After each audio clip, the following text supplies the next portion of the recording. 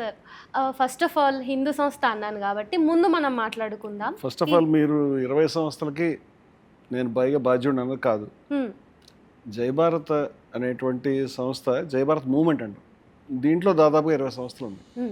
జై భారత్ ఒక సంస్థ, జై భారత్లో పనిచేసే వాళ్ళు ఒక 20 సంస్థలను తయారు చేసుకున్నారు. ఓకే. వీటిలో కొన్ని సంస్థలకు నేను బాధ్యుడిని, అన్నిటికీ నేను బాధ్యుడిని కాదు. జై భారత్ సంస్థకి నేను జాతీయ ప్రధాన కార్యదర్శిని. Hindus for plurality and equality సంస్థకి నేను ప్రధాన కార్యదర్శిని. ఇంకా కొన్ని ఉన్నాయి. హిందుస్థానీ గౌరక్ష సమితి అని కొత్తగా ఏర్పడింది, దానికి అధ్యక్షుడిని. అలా కొన్ని నేను బాధ్యుడిని, మిగతా వాటికి చాలామంది బాధ్యుడు. ఓకే. అయితే ఈ సనాతన ధర్మం గురించి మనం ముందు మాట్లాడదాం. ఎప్పుడు ఆల్ టైమ్ అదొక ఇంకో మాట అన్నారు, మీరు ఎప్పుడు ఆర్ఎస్ఎస్ మీదకి. నేనే ఆర్ఎస్ఎస్ మీకు పోదు. నాకు ఆర్ఎస్ఎస్ శత్రువు కాదు, నాకు ఆర్ఎస్ఎస్ ఐడియాలజీ శత్రువు. ఓకే. అంటే ఆర్ఎస్ఎస్ ఐడియాలజీ ఆర్ఎస్ఎస్ కంటే ముందు నుంచి ఉంది. దాన్ని మతోన్మాదం అంటారు. హిందూ మతోన్మాదం అనేది ఆర్ఎస్ఎస్ కంటే పాతది. ఆర్ఎస్ఎస్ లేనప్పుడు కూడా ఉంది. బహుశా ఒకవేళ ఆర్ఎస్ఎస్ వెళ్ళిపోయినా ఆ తర్వాత కూడా హిందూ మతోన్మాదం ఉంటుంది. హిందూ మతోన్మాదం నా శత్రువు. హిందూ మతోన్మాదం మాత్రమే కాదు, ముస్లిం మతోన్మాదం, క్రైస్తవ మతోన్మాదం, ఏ ఉన్మాదమైనా నాకు శత్రువే. నేను ఆర్ఎస్ఎస్ కనుక తన అభిప్రాయాన్ని, తన ఐడియాలజీ మార్చుకుంటే ఆర్ఎస్ఎస్కి నేను శత్రువుని కాదు. ఓకే. ఆర్ఎస్ఎస్ ఐడియాలజీతో ప్రాబ్లం ఉంది, నాకు ఆర్ఎస్ఎస్తో ప్రాబ్లం లేదు. ఏ వ్యక్తితో కానీ ఏ సంస్థతో కానీ నాకు ప్రాబ్లం లేదు. అంత చిన్న టార్గెట్లు పెట్టుకోండి. నేను ఆర్ఎస్ఎస్ వయసు 100 ఏళ్ళు, మతోన్మాదం వయసు చాలా ఎక్కువ. మతం ఉన్నప్పటి నుంచి మతోన్మాదం ఎక్కడో అక్కడ జరుగుతూనే స్టార్ట్ అవుతూనే ఉంటుంది. అంచేత నేను మతోన్మాదానికి వ్యతిరేకం. ఆర్ఎస్ఎస్ తన అభిప్రాయాలని, భావజాలాన్ని మార్చుకుంటే 25 ఏళ్ల క్రితం రాశాను నేను ఈ మాట, ఇప్పుడు కాదు. ఆర్ఎస్ఎస్ తన అభిప్రాయం మార్చుకుంటే దేశమే మారుతుంది అని రాశాను. ఆర్ఎస్ఎస్కి నాకు మధ్య జరిగినటువంటి ఒక కన్వర్సేషన్లో వాళ్ళు ఒకటి రాస్తే ఇవన్నీ విజయవాడలో ప్రింట్ చేసాం. దాంట్లో ఆర్ఎస్ఎస్కి నాకున్న భేదాభిప్రాయం ఏంటో చెప్తూ, that is the nothing but ideology. పొద్దున్నే వాళ్ళు నమస్తే సదా వత్సలే అని వాళ్ళ దాంట్లో హిందూ రాష్ట్రం అని చెప్తారు. ఆ హిందూ రాష్ట్రంతో నాకు ప్రాబ్లం. హిందూ రాష్ట్రం అనేది హిందూ మతోన్మాద రాజ్యం, అది ఏర్పడకూడదని నేను కోరుకుంటున్నాను. ముస్లిం మతోన్మాద రాజ్యం కూడా ఏర్పడకూడదు, ఏ ఉన్మాద రాజ్యం అక్కర్లేదు అని కోరుకుంటున్నాను. ఐడియాలజీతో ప్రాబ్లం ఉంది కాబట్టి మాట్లాడుతున్నాను తప్పితే ఆర్ఎస్ఎస్ మీద ప్రాబ్లం నాకైతే లేదు. ఓకే. సరే, ఆల్ ద టైమ్ టాప్ క్వశ్చన్గా ఉండేది అసలు సనాతన ధర్మం అంటే ఏంటి? ఎవరికి వాళ్ళు వచ్చి వాళ్ళ పైత్యాన్ని చెప్తారు, సనాతన ధర్మాన్ని అంటగడుతూ.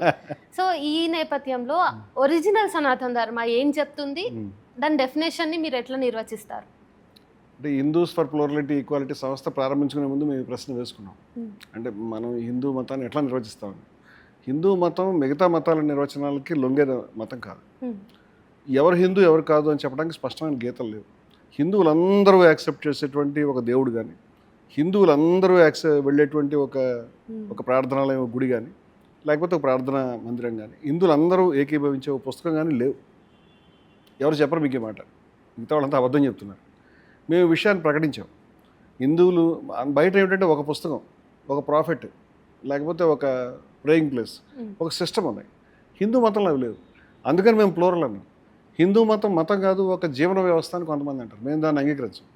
హిందూ మతం ఒక జీవన వ్యవస్థ కాదు, పలు జీవన విధానాల యొక్క సహజీవన వ్యవస్థ. పలు జీవన విధానాలు ఉన్నాయి. ఇప్పుడు ఉత్తర భారతదేశంలో చాలా రకాలైనటువంటి పద్ధతులు, ఆచారాలు, దక్షిణ భారతదేశంలో మరో చోట లేవు.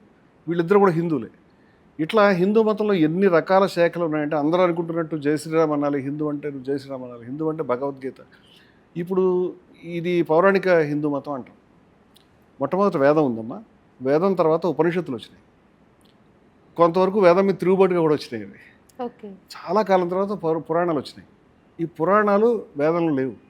ఇప్పుడు పురాణాల్లో మనకి ఇతిహాసాలు, పురాణాలు, ఇతిహాసాలు అంటే రామాయణం, భారతం. అలాగే పురాణాలు అంటే అష్టాదశ పురాణాలు, ఇవి తర్వాత వచ్చినాయి.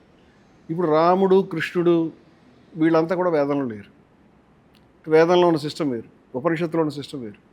ఇప్పుడు మనకి ఎవరైనా బయటకు వెళ్తే బహుశా హిందువులంతా విగ్రహారాధన చేస్తారేమో, హిందువులంతా రాముడిని జై శ్రీరామ్ అనకపోతే హిందువే కాదు అని చెప్తున్నారు. కరెక్ట్ కాదు.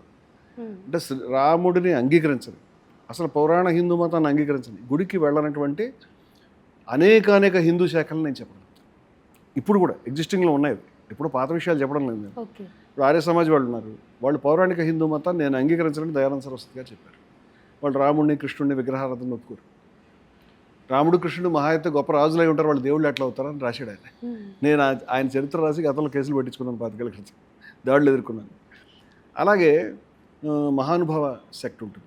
అలాగే అలేఖ సాంప్రదాయం. మా అధ్యక్షులు, నేను ప్రధాన కార్యదర్శి హెచ్పికి.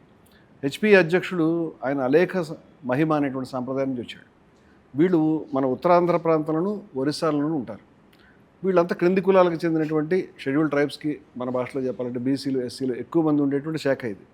వీళ్ళు కులాన్ని అంగీకరించరు, వీళ్ళు గుడిని గోపురాన్ని అంగీకరించరు, విగ్రహారాధన చేయరు, రాముడు దేవుడు అనే పద్ధతిలో మాట్లాడరు. వాళ్ళు కొన్ని యజ్ఞాలు చేస్తారు, అత్యంత కఠినమైనటువంటి నియమాలు పాటిస్తారు. వాళ్ళ సాధువులు గోచి పెట్టుకుని మా అధ్యక్షులు గారు 45 సంవత్సరాల పాటు మా అధ్యక్షులు 45 సంవత్సరాల పాటు కఠినమైనటువంటి నియమాన్ని పాటించారు. అంటే గోచి పెట్టుకున్నారు. ఆయన స్కూల్ కూడా వెళ్ళలేదు, స్కూల్ కూడా వెళ్లకుండానే తన గురువుగారు వెంబడి భిక్షాటంతో జీవించారు. అది కూడా ఒక దగ్గర భిక్ష దొరుకుతుంది కదా అని అక్కడ ఉండడానికి వీల్లేదు, ఇంటి బయట భిక్ష తీసుకోవాలి, ప్రతి సాయంత్రం మళ్ళీ వేరే గ్రామానికి వెళ్ళిపోవాలి.